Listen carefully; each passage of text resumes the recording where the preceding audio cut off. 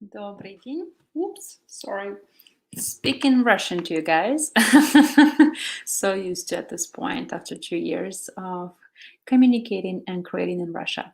Anyway, welcome everyone.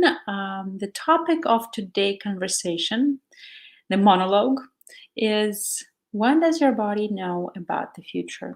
And if you guys have any kind of comments or questions while you're watching this video, I would like for you to ask me. Or if you watch this in replay, please do contact me and ask me. And I would love to find a question or a possibility to show to you that would allow you to access more of your body and what your body is capable of. So I still don't know where to look with these videos. Sometimes I look in the camera, sometimes look at myself. So please forgive me. Um, so, what does your body know about the future? This question showed up in my world not that long time ago due to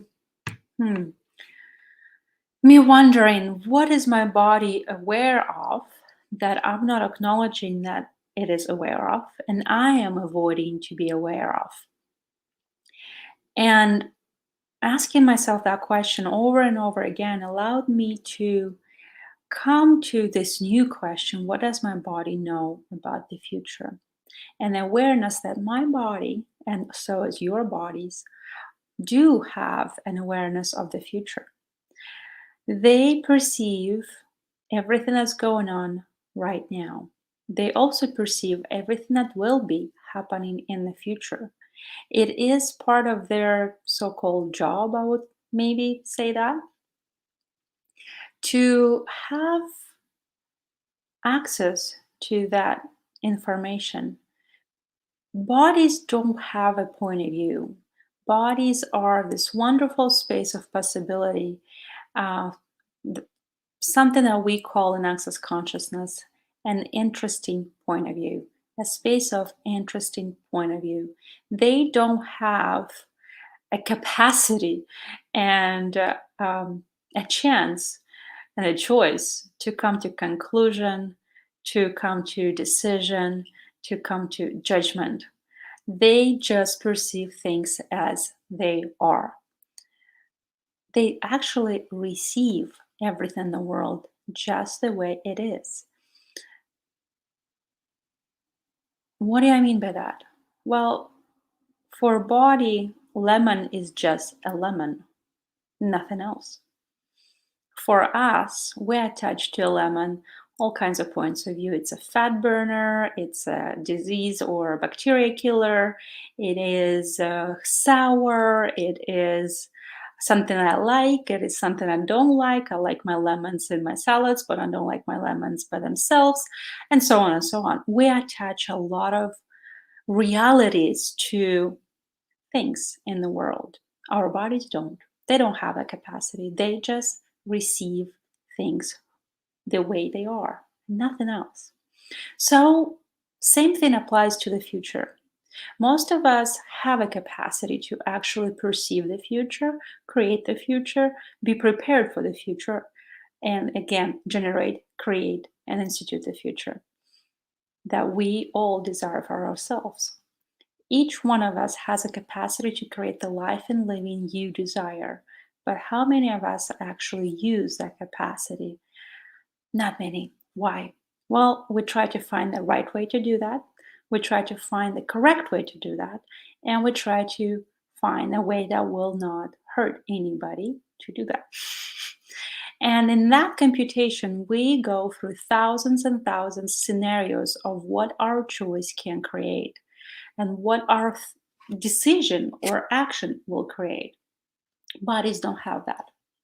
They don't have that capacity to think about it. They just perceive what is coming at them. They perceive what they will be um, exposed to. They perceive what they will be receiving and what they need to be or do to have that come with ease. So there is something we could learn from our bodies, literally. that. Exactly that. And so, if we have a capacity to perceive a future, we create these barriers and walls between us now and the future we're aware of. We tend to come up with judgments of, I like this future, I don't like this future. I need to change, I need to fix, I need to avoid this future, or maybe I'm wrong, and I'm wrong again. Bodies don't come to those conclusions. Bodies are just aware. And I will repeat myself over and over and over again with this information because we get it when we get it. So when the body is aware of a thunderstorm coming, it is aware of a thunderstorm coming, and it knows it can, even this thunderstorm can come to the body with ease. It knows what it requires to be or do to have this thunderstorm come to it with ease and joy and glory. And this is where us, the being, the space, the energy, and the consciousness between the molecules of the body come to play. Our bodies give us information about what is coming. If we didn't perceive that information with our judgments, decisions, and computations attached based on our certain points of view coming from the past, based on the past, we would play with the body and go, "Oh, I'm aware of something. My what I would like to go today and spend my day in the let's say, I don't know, some kind of forest or mountains, and but you don't perceive safety with that, so you go, no, I'll stay home today, because your body gave you that information. Your body went, eh, we don't need to go outside today. Yes, I know you want to play. You want to go out there in the forest. You want to go out there in the mountains. You want to enjoy life and living. But today there might be a thunderstorm that we can actually have come to us with ease and joy and glory if we stay at home. Or you want to go and see your friend. You jump in the car and your body starts feeling sick, like you want to go to the bathroom, or you're achy, or you have a headache. Your body gives you information going, hey, this is not the good time to go for us. And then if you stay at home, an hour or two later, you find out that there is a huge thunderstorm, and you are grateful that you're not stuck on the highway or not stuck on the road. So, all of those little things actually are possibilities for us to have our whole life come to us with His joy and glory. If we listen to our body, if we open up to perceiving, receiving what our body do have as information for us. And then I ignore my awareness and get eaten by a cougar in the mountains when body said stay home. Yes, exactly. That's possible too. um, so imagine, what would your life be like if you would ask your body every day, what does it know about the future today? And what can you be or do to prepare for the future or to create the future? It is an interesting journey to play with these tools, enjoy those tools, and receive those tools, because we can't understand them. Our mind says, I don't get it. Our mind says, this is not normal. Our mind says, oh, this is just stupid. Um, our mind can tell us all kinds of things that will prevent us from receiving our body and what our bodies know. What if we ask ourselves, is our body our enemy or is our body our friend? It's something that is with us 24/7. 24/7, our body puts up with everything we be and do. Is it an enemy or is it a friend? and certain aches and certain pains and certain diseases, certain things that show up in our bodies, what if it's not the way our body work against us and demonstrates that fact that it's an enemy to us, uh, but actually a way to communicate with us. And because we don't hear it when it speaks to us gently, it has to intensify the way we perceive it. And so it turns into pain, aches, diseases, and so on and so on. So when I started listening to my body, I started perceiving so many discomforts in my body. And at first, I had a strong desire to judge it. I had a strong desire to run away from it because it's so uncomfortable. Sometimes you fall asleep, sometimes you feel tired and exhausted, sometimes you feel lonely and bored, sometimes you feel achy and in pain. All kinds of things show up, and suddenly your calves are heavy, or your stomach is bloated, or your back is hurting, and all you want is for the pain to end. And that's what most of us did all our lives, spending our day after day getting rid of the pain that we actually created by disregarding and refusing the information our bodies gave us. And that was quite an interesting period of being committed to the choice of listening to the body and not judging it. And it's still something that I'm going through every single day. I'm committed to not judge what my body is giving me as information by the way it feels. And it is a play of tools and work, of possibilities that actually allow me to have ease with it. And then the more I do it, the more I listen to my body without the judgment, and the more I respond to the very light whispers, light touches, light intensities of the body communicating to me, the less it needs to actually intensify the way it communicates with me. So, what if today you could ask yourself, if I were to listen to my body, what would open up for me? What kind of future would be possible for me if I started listening to my body? So, one of the examples of how this works, about 2 years ago, I started living pretty much full time in Russia. Um, my body has created all kinds of things that allowed me to choose what my body was actually aware of. First, my body was aware of that I am refusing myself, I am denying myself, and now I'm running away from my roots. And when you don't receive yourself, you can't fully use all your capacities. You can't fully get access to everything that is available to you.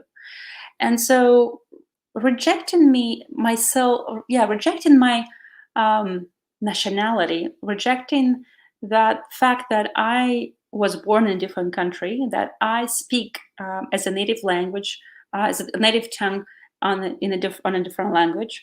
I think differently. I perceive things differently. I receive things differently.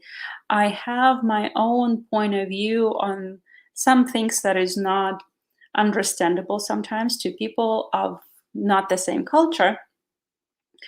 So all of that I was refusing, which actually was a deterrent for me to receive all my capacities and go out there and use them. Use them to create more ease, joy, and glory for others and for myself, first of all. So over years, my body created a disease that was trying to show to me that I'm refusing and rejecting myself. I'm basically killing myself. Then my body was also aware, apparently, of something called lockdown, where I wouldn't be able to travel. And for me and my body, mobility is extremely important. Um, Traveling, communicating with people, creating change, facilitating the classes, it is incredibly important to me. It is part of my life that is creating so that is um, that that is the element that nourishes me and allows me to become more of me.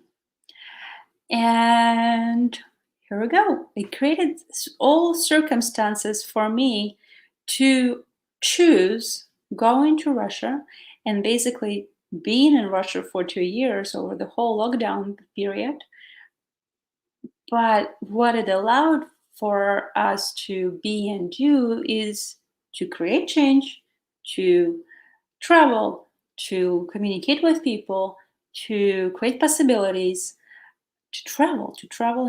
I traveled around the country all 2 years long, basically. We were at home only for 6 months. And even that, it was daily creations. I was online daily with people, and some people were choosing to come and visit me. Some people were choosing to have private sessions with me. Uh, while from what I know, what happened in Canada, most people stayed away from each other and tried to keep the distance. So my body was aware of this coming in advance and allowed me to choose what would create most ease, joy, and glory for us and to continue generating, creating our life.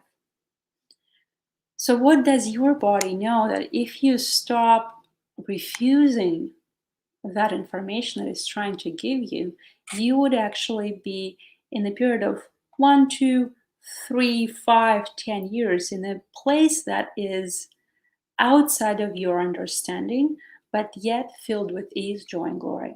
Our body actually is interested in ease, joy, and glory. It is not interested in suffering, pain, and glory. But we made it to use the last resources to get our attention, which is pain and suffering. So, what does your body know about the future? That if you would allow yourself to perceive it, to receive it, to know it, and to act on it, would allow for more ease, joy, and glory in your body, in your life, in your relationship, in your money flows, in your future. What if you could be playing with this question and see what actually shows up for you? What if you could be not hurrying with the results, with getting the results and perceiving the results, but actually enjoying the ride, enjoying using the question, enjoying the process of exploring what will this open up for me? What will I get to know about my body and what my body knows about the future? How will this affect me, my present, and my future? What else is possible if I were to open up to the knowing that I actually have? Here we go. Play with this information. I hope it is useful to you. And if it's not, I want to know that too. And I'll see you for another episode of this series about the bodies in a couple of days. Talk to you later. Bye.